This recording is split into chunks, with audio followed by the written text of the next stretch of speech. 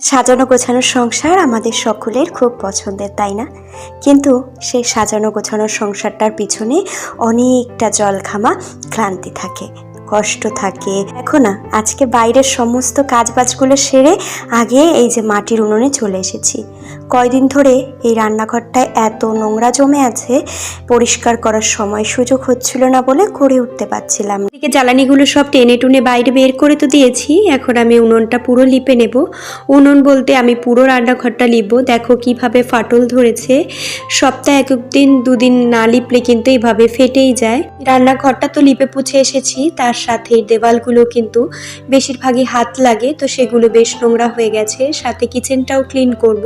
এই খুঁটিনাটি কাজগুলো সপ্তাহে এক দুদিন না করলে কিন্তু প্রচণ্ড নোংরা যখন বেশি পড়ে যাবে তখন সেটা করতে কিন্তু অনেকটা কষ্টদায়ক হয়ে যায়। সমস্ত কাজবাজ সেরে আমি কিন্তু স্নানটা করে নিয়েছি, আবার চলে এসেছি কিচেনে রান্না করব বলে।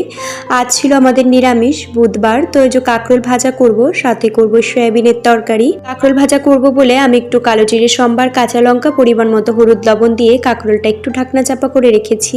কাঁকরোল ভাজাটা কিন্তু আমার হয়ে গেছে। আর সয়াবিনে জিরে, সম্বার, আদা, ধনে নিরামিষভাবে যেভাবে করে ওভাবেই করেছি। তারপরে রান্নাবাড়ি সেরে ছেলেকে স্কুল থেকে নিয়ে এসে ওকে কিন্তু খাইয়ে দিলাম। তারপরে বিকেলবেলা ঘর বাড়িটা একটু ঝাড়পোছ করে নিই আর জামা কাপড়গুলো বেশ শুকিয়ে